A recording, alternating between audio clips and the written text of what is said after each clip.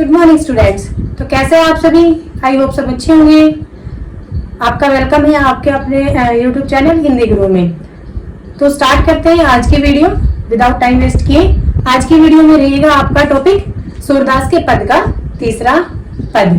ठीक है, तो बेटा एक रिक्वेस्ट है आप लोगों से कि सभी वीडियो को लाइक किया करो, शेयर किया करो और कमेंट भी किया करो। ठीक है, और अगर वीडियो अच्छी लगती है तो जो और स्टूडेंट मेरी वीडियो को देखते हैं तो वो चैनल को सब्सक्राइब भी किया करो। ओके, तो स्टार्ट करते हैं। सूरदास के पद, तीसरा पद है ये। इसकी व्याख्या और शिल्प सौंदर्य के बारे में हम पढ़ेंगे। संकेत मैंने दिया हुआ है, वो आप अपने बुक में से देख लेना कि हमारे हरी हारिल की लकड़ी, ये वाला है थर्ड वाला, मन चक्री है इसकी लास्ट की। 2 वर्ड मैंने लिख दिए कि कौन सा आपका ये पद रहेगा। ठीक है, तो इस देखो व्याख्या में क्या है कि इस पद में गोपियां उद्धव से कहती हैं कि हमारे लिए श्री कृष्ण हारिल पक्षी की लकड़ी के समान है। ये कब की बात है? जब वो मथुरा चले जाते हैं और उद्धव को अपना दूत बनाकर गोपियों के पास भेजते हैं, योग का संदेश भेजते हैं। तो वो योग का संदेश सुनकर गोपियां कहती हैं कि हमारे लिए श्री कृष्ण जो है उस हारिल पक्षी की लकड़ी के समान है, जिस लकड़ी को वो अपने पैरों में जकड़कर रखता है और उसे कभी भी नहीं छोड़ता है। देखो यहाँ पे लिखा है, जिस तरह हारिल पक्षी लकड़ी को अपने पंजों में बड़ी ही दृढ़ता पूर्वक रखता है और उसे गिरने नहीं देता है, तो उसी प्रकार से हमने भी मन वचन और कर्म से नंद का पुत्र कौन है? श्री कृष्ण। नंद के पुत्र श्री कृष्ण को अपने हृदय में बसाया हुआ है। हम जागते सोते उठते बैठते सपने में दिन और रात जो है कान्हा जपती रहती है। कान्हा का नाम ही हमारी जुबान पर होता है। इसी कारण जोग का नाम सुनते ही हमें ऐसा लगा, मतलब हम दिन और रात श्री कृष्ण का नाम जपते ही रहते हैं, तो उसी कारण जो तुम हमारे लिए ये जोग या योग का संदेश हमारे लिए जो लेकर आए हो, उसे सुनकर हमें ऐसा लगा जैसे हमारे मुंह में कड़वी ककड़ी चली गई हो। योग का संदेश उन्हें किसके समान लगा? कड़वी ककड़ी के समान उन्हें योग का संदेश लगा। योग रूपी जिस रोग को तुम हमारे लिए लाए हो, ऐसा हमने ना कभी देखा है और ना सुना है।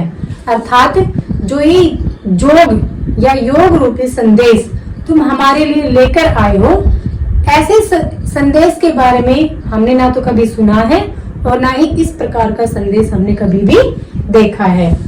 सूरदास जी गोपियों के माध्यम से कहते हैं कि इस जोग को तुम उनको जाकर सौंप दो।